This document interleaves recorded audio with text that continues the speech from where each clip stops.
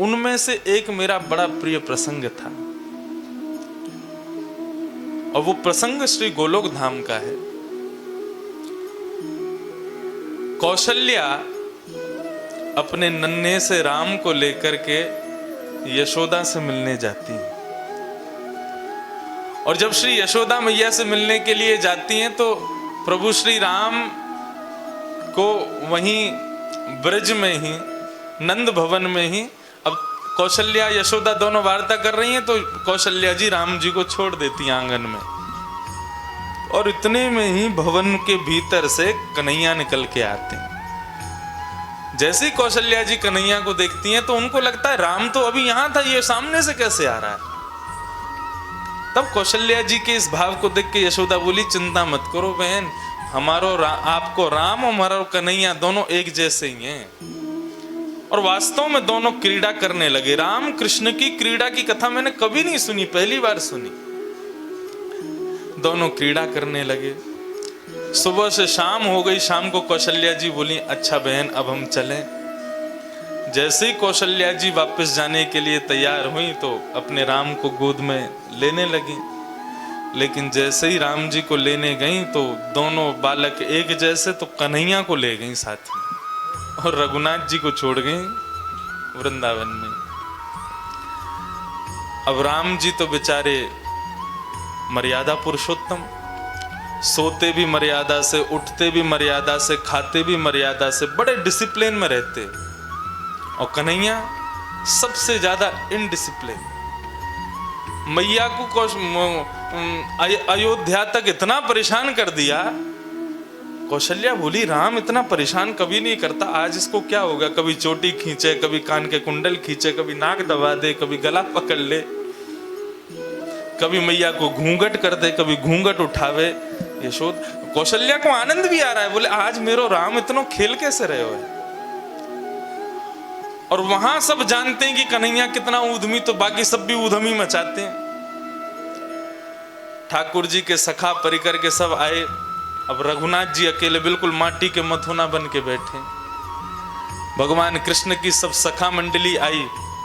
अरे लाला, आज कैसे माटी को मथुना बन के बैठो, चल घोड़ा बन जा। अब ठाकुर जी के तो सखा सब लाल जी को घोड़ा बना करके कभी उनकी चोटी पकड़े, कान पकड़े, उनके ऊपर बैठ के घूमे। रघुनाथ जी के मित्र ऐसे नहीं खेलते। अब रघुनाथ जी को जबरदस्ती घोड़ा बना के सब चढ़ गए उनके ऊपर, बोले चल घोड़ा चल, टुक टुक चल। रघुनाथ जी बोले कहां फंस गया मैं, ये कैसे यार दोस्त, कैसे मित्र हैं, इनको जरा भी शिष्टाचार नहीं पता। वहां दशरथ जी ने रघुनाथ जी के साथ भोजन करते थे। अब आज रघुनाथ जी थोड़ी, आज तो कन्हैया है। दशरथ जी ने कही, आओ बेटा राम, साथ में भोजन करेंगे। वहां तो कन्हैया इतने में ही, अब रघुनाथ जी तो बगल बैठ के करते, कन्हैया नंद बाबा की गोद में बैठ के करते। आज दशरथ जी की गोद में ही चढ़ गए ठाकुर जी। दशरथ जी बोले, कौशल्या आज राम को इतना प्रेम कैसे आ रहा है। बोले मैं खुद आश्चर्य में हूं, ऐसी लीला कभी नहीं की हमारे रघुनाथ ने। और कन्हैया सीधे सीधे भोजन तो कर ही नहीं सकते। कभी खीर लेके दशरथ जी के गाल पे लगा दें, कभी सब्जी लेके उनके मुंह पे पोत दें, कभी रोटी इनको बंदरन को डाल दें। इस प्रकार से ऊधम मचा रहे हैं। दशरथ जी आश्चर्य में बोले, ये राम को हुआ क्या है आज। और वहां नंद बाबा लाल जी को रघुनाथ जी को लेके गोद में बैठे, वो बार बार उतर जाए नीचे। दूसरी थाली लाओ, उसमें प्रसाद पाएंगे, झूठे थाली में भोजन नहीं करेंगे, मर्यादा से रहते हैं। वहां सब चिंता कर रहे हैं कि हमारे लाला को नजर तो नहीं लग गई है, और यहां सब आश्चर्य में है कि ये रघुनाथ को हुआ क्या है। ठाकुर जी ने अवध में तोड़ फोड़ करनी शुरू कर दी। रघुनाथ जी के शिष्टाचारी समस्त मित्र गणों की नाक में दम कर दिया। यशोदा मैया और कौशल्या दोनों ने अपने बालकों पर गौर किया। तब कौशल्या जी ने गौर किया कि ये जो बालक यहाँ बैठा है, इसके नेत्रों में बहुत चंचलता है, कभी यहाँ देखता है, कभी वहां देखता है, कभी, ये रघुनाथ की आदत नहीं है। मैंने वहां देखा था कि यशोदा का नंदन कृष्ण और मेरे रघुनाथ दोनों एक से हैं, कहीं गलती से मैं उनको लाला तो ना उठा लाई। तो कौशल्या जी ने आवाज दी, कन्हैया। इतने में ही रघुनाथ बन के कन्हैया वो तुरंत, हाँ मैया, तुरंत समझ गई, बोले ये तो कन्हैया है। अरे आज नंद जी को लाला आ गए हो हमारे अवध में। और वहां कौशल्या जी, वहां यशोदा जी ने देखा कि आज लाला को कहा भयो, नजर गुजर तो ना लग गई, नजर उतारे कभी कछु करें, लेकिन लाला तो चुपचाप बैठे हैं। यशोदा जी बोली, राघव, तुरंत नेत्र ऊपर किए, हाँ मैया। लो हो, तुम यहां आ गए उससे हमको कोई दिक्कत नहीं, लेकिन जो वहां पहुंचा है उसने जाने क्या कर दिया होगा। अरे वो आतंकवादी पहुंच गया है वहां पर, इससे पहले कि पूरी अयोध्या की नाक में दम हो जाए, चलो मेरे साथ। रघुनाथ जी को गोद में लेकर के चली। वहां से सामने से कौशल्या जी कन्हैया को लेकर के आ रहे हैं।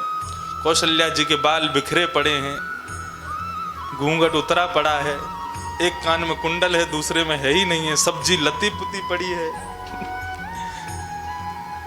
दोनों आपस में मिल गई। यशोदा जी ने, कौशल्या जी ने कहा, पकड़ो अपने बंदर को, पूरी अयोध्या की नाक में दम कर दिया। बोले हमारे लाला को बंदर बोले, तुम भी पकड़ो अपने माटी के या मथोना को, ना बोले ना चले ना हले ना डुले, माटी की तरह बैठो रे। दोनों यशोदा और कौशल्या का ये प्रेम भाव, दोनों ने एक दूसरे को अपने हृदय से लगाया, और यहाँ रघुनाथ जी ने कन्हैया को अपने हृदय से लगाया। ये सुंदर प्रेम भाव मुझे बचपन से इतना प्रिय था, इतना प्रिय था, जब भी पिताजी बोलते थे मैं जरूर सुनता था। कल मुझे पता चला ये भाव हमारे कोकिल साईं का है।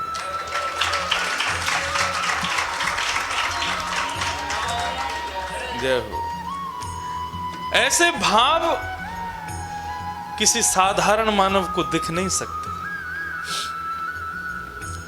ऐसे भाव का दर्शन उसी को हो सकता है जिसको ठाकुर जी कराना चाहते हैं। कल मैं अष्ट सखाओं की वार्ता पर आप लोगों से चर्चा कर रहा था कि अष्ट सखाओं को दिव्य दृष्टि मिली थी, उनको ठाकुर जी की लीला का दर्शन होता था। ऐसे ही हमारे कोकिल साईं को भी श्री रघुनाथ जी की और श्री ठाकुर जी की लीला का दर्शन होता था। मुझे कोई बता रहे थे, वे जब चलते थे वृंदावन में तो टॉफी बांटते हुए चलते थे बच्चों को। किसी ने कहा, अरे बाबा ये तू कहा करे, बालकन की आदत बिगाड़ रहे हो, काउदना तू नहीं आवे, कोई बालक हमारे पीछे पड़ जाएंगे, हम क्या देंगे, इन बालकन ने टॉफी मत देकर। तो साईं बोले कि आपको बालक दिखते होंगे, मोकू तो राधा कृष्ण दिखाई देंगे, मोकू तो मेरे अच्छा यही भाव हमारे ब्रज के एक संत हुए जिनका नाम श्री गया प्रसाद जी महाराज, श्री पंडित जी महाराज। उनका भी ऐसा ही भाव था। वो सुबह उठते ही उनकी लीला थी, वो सोहिनी यानी कि झाड़ू लेकर के पूरी गिरिराज जी की परिक्रमा में झाड़ू लगाते थे। और कहीं कांटे पत्थर आदि मिल जाते थे ना, तो उनको समेट करके किनारे करते थे। श्री गया प्रसाद जी महाराज ने अपने शिष्यों से भी सदैव यही कहा, गिरिराज जी की परिक्रमा जब लगाओ, वृंदावन की परिक्रमा जब लगाओ, तो अपने नेत्रों से उस मार्ग को देखते हुए, ठाकुर जी का चिंतन करते हुए, देखते हुए चलो।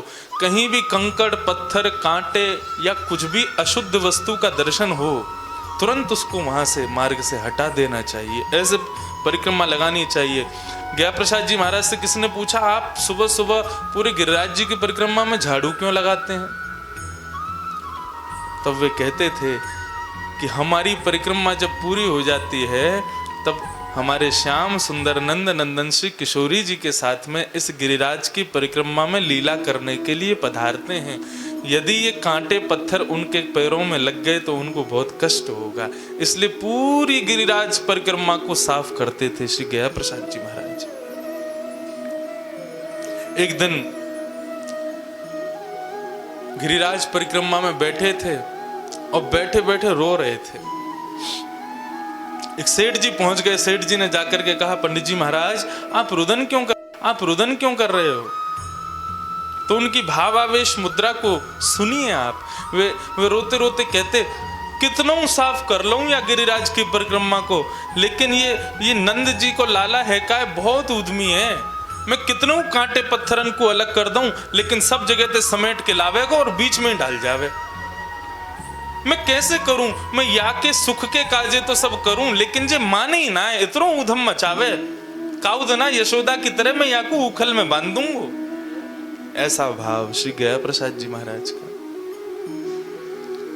पूरी गिरिराज जी की सोहिनी सेवा करते, और जब झाड़ू लगाते लगाते झाड़ू छोटी सी हो जाती तो जहां शयन करते थे वहां गड्ढा खोद करके उस झाड़ू को वहां एक समाधि जैसी दे देते थे।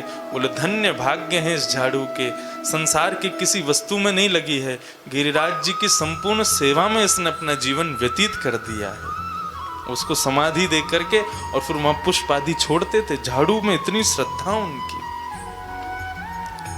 तो बंधुओं, ये संत, ये चाहे अपने साईं हों, चाहे श्री पंडित गया प्रसाद जी महाराज हों, चाहे अष्ट सखा सूरदास, कुंभन दास, परमानंद दास, ये सब परंपराएं रही हों, ये साधारण मानव नहीं है।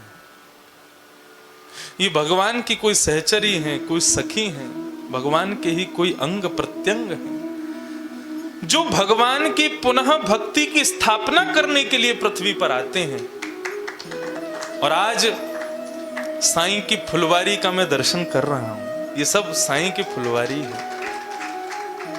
बगीचा तो बहुत बड़ा है। हर वर्ष उत्सव में पूरा बगीचा का बगीचा सब फुलवारियां आती है, लेकिन बिहारी जी के माला के लिए संपूर्ण बगीचा के फूल थोड़ी लगते हैं।